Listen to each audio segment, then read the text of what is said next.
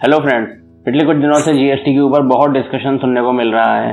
TV हो, friend circle हो, social media हो, न्यूज़पेपर हो, हर जगह जीएसटी की चर्चा हो रही है। लोग बातें कर रहे हैं वन नेशन वन टैक्स हो जाएगा। अब जीएसटी आ जाएगा तो हर स्टेट में एक वस्तु की कीमत एक जैसी होगी, टैक्स पर टैक्स नहीं लगेगा, मतलब डबल टैक्सेशन नहीं होगा। आइए आज हम इस वीडियो में हम जीएसटी के बारे में ही जानेंगे। GST means goods and services tax. पहले समझते हैं गुड्स क्या होता है, सर्विसेज क्या होती है। फिजिकल थिंग्स, फिजिकल चीजें जिनको हम छू सकते हैं उनको हम गुड्स कहते हैं, जैसे साबुन, shampoo, bike, car, TV, computer, ऐसी ही फिजिकल थिंग्स, टेंजिबल थिंग्स जिनको आसानी से छुआ जा सकता है, इनको हम गुड्स कहते हैं। और सर्विसेज जिनको छुआ नहीं जा सकता, जो इंटेंजिबल होती हैं, जैसे हवाई यात्रा हो गई, रेल यात्रा हो गई, हॉस्पिटल में अपना इलाज कराना हो गया, सफाई कराना हो गया, धोबी से कपड़े धुलवाना हो गया। इस टाइप की जो भी सर्विसेज हैं वो सर्विस की कैटेगरी में आती हैं। इन सब पर हम पहले भी टैक्स देते थे, अब भी टैक्स देंगे। पहले बहुत सारे टैक्स लगते थे, अब सिर्फ एक टैक्स लगेगा जिसका नाम है जीएसटी। जब कोई प्रोडक्ट रॉ मटेरियल से फिनिश प्रोडक्ट तक बनाया जाता है तो वह अपनी लाइफ में बहुत से फेजेस के थ्रू होके गुजरता है और हर फेज पर उसका वैल्यू एडिशन होता है और हर वैल्यू एडिशन पर उसको टैक्स पे करना पड़ता है।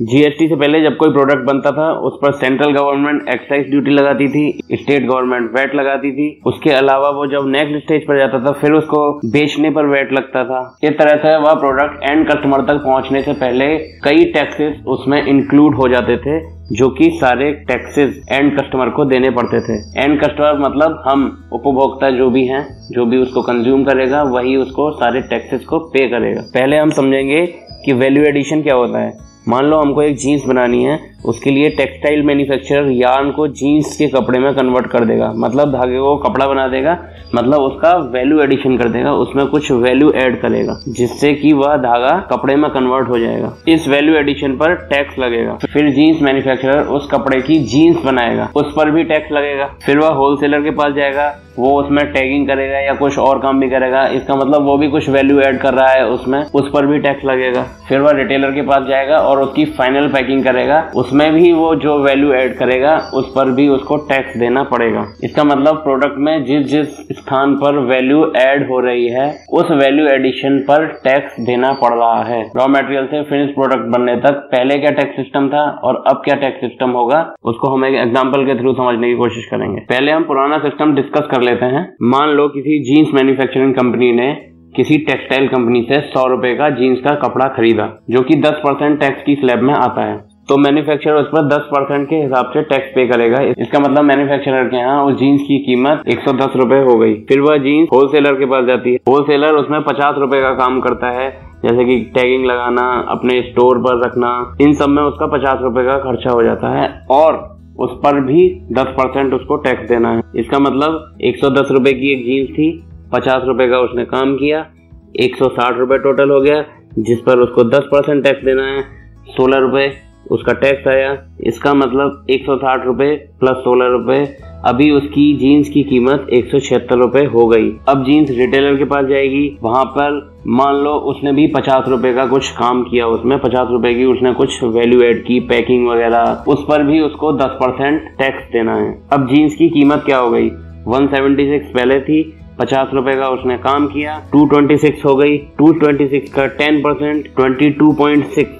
अब हम 226 प्लस 22.6 को ऐड करेंगे तो 248.6। 248.6 वो कॉस्ट है जीन्स की जो कि एंड कस्टमर यानी कि उपभोक्ता यानी कि हम और आपको पे करनी थी पुराने टैक्स सिस्टम के हिसाब से। मगर वास्तव में जीन्स की कीमत क्या थी? 100 रुपए का कपड़ा था, 50 रुपए का होलसेलर का था खर्चा, 50 रुपए का रिटेलर का खर्चा था। इसका मतलब 200 रुपए जीन्स की कॉस्ट थी, जिसमें 48.6 रुपीज टैक्स के हैं। इसमें भी कुछ टैक्स पर टैक्स लिया गया है, जैसे कि 110 रुपए पर दोबारा टैक्स लिया है, जिसमें कि 10 रुपए ऑलरेडी टैक्स सबमिट हो चुका था। जब वो नेक्स्ट स्टेज पर गया फिर से उस टैक्स जिस पर लग चुका था फिर से टैक्स लगा। इसलिए लोग कहते हैं कि टैक्स पर टैक्स नहीं लिया जाएगा, टैक्स पर टैक्स का जो सिस्टम था वो अब खत्म हो जाएगा जीएसटी आने के बाद। अब हम देखेंगे कि जीएसटी में इसी जीन्स को मैन्युफैक्चरिंग होने से एंड प्रोडक्ट बनने तक जीएसटी के अंतर्गत किस प्रकार से टैक्स डिस्ट्रीब्यूशन होगा। मैन्युफैक्चरर ने 100 रुपए का कपड़ा जीन्स का खरीदा, उस पर 10% टैक्स दिया, उसकी जीन्स की कीमत हो गई 110 रुपये। अब क्या होगा, इसके बाद वो प्रोडक्ट जिस जिस स्टेज पर जाएगा, जो भी आदमी जितना काम करेगा, जितनी रुपए की वैल्यू ऐड करेगा, वह उस रेट से उतने अमाउंट पर ही टैक्स पे करेगा।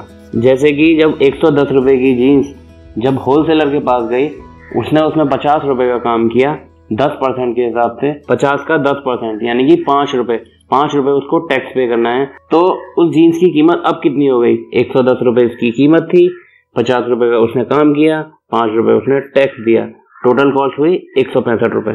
अब यह जीन्स नेक्स्ट स्टेज पर गई रिटेलर के पास, उसने भी उसमें 50 रुपये का काम किया, उसने मान लो वहां पर भी 10% टैक्स रेट था, उसने 50 रुपये का काम किया, 50 का 10% फिर से 5 रुपये हुआ।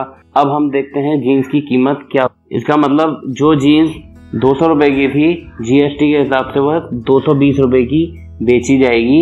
इतने रुपए की वो फाइनल कस्टमर यानी कि हमको या आपको, जो कि पुराने टैक्स सिस्टम के हिसाब से 248.6 रुपीज़ की पड़ रही।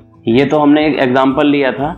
वैसे गवर्नमेंट ने गुड्स एंड सर्विसेज, जितनी भी गुड्स हैं, जितनी भी सर्विसेज हैं, गवर्नमेंट ने गुड्स एंड सर्विसेज को 4 कैटेगरी में रखा है। 4 स्लैब बनाए हुए हैं।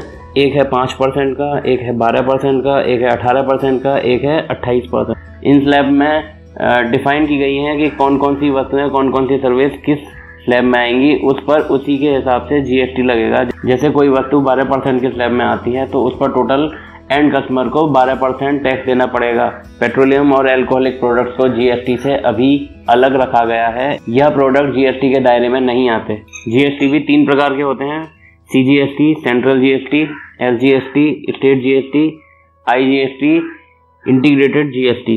सीजीएसटी सेंट्रल गवर्नमेंट को पे किया जाएगा, एसजीएसटी स्टेट गवर्नमेंट को पे किया जाएगा, आईजीएसटी उस केस में पे किया जाएगा जब कोई प्रोडक्ट एक स्टेट में प्रोड्यूस हो रहा है, दूसरे स्टेट में जाके कंज्यूम हो रहा है, तो उसका जीएसटी सेंट्रल गवर्नमेंट को जाएगा। मान लो कोई प्रोडक्ट महाराष्ट्र में प्रोड्यूस हो रहा है और महाराष्ट्र में ही कंज्यूम हो रहा है, मतलब सेम स्टेट में प्रोड्यूस हो रहा है और उसी स्टेट में कंज्यूम भी हो रहा है, और मान लो कि वह 18% की स्लैब में आता है, तो उस पर 9% सेंट्रल जीएसटी लगेगा जो कि सेंट्रल गवर्नमेंट को जाएगा, और 9% एसजीएसटी लगेगा जो कि स्टेट गवर्नमेंट को जाएगा। और अगर कोई प्रोडक्ट महाराष्ट्र में प्रोड्यूस हो रहा है और कंज्यूम यूपी में हो रहा है और वह प्रोडक्ट 18% की स्लैब में आ रहा है, तो उस पर सिर्फ सेंट्रल जीएसटी लगेगा जो कि सेंट्रल गवर्नमेंट को जाएगा।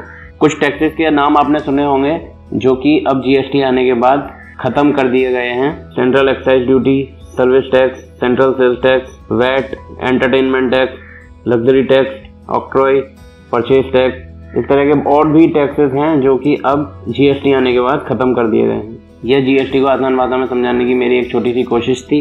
अगर आपको यह वीडियो पसंद आया तो लाइक कीजिए, शेयर कीजिए, कमेंट कीजिए और हमारे चैनल को सब्सक्राइब जरूर कीजिए। Thanks for watching.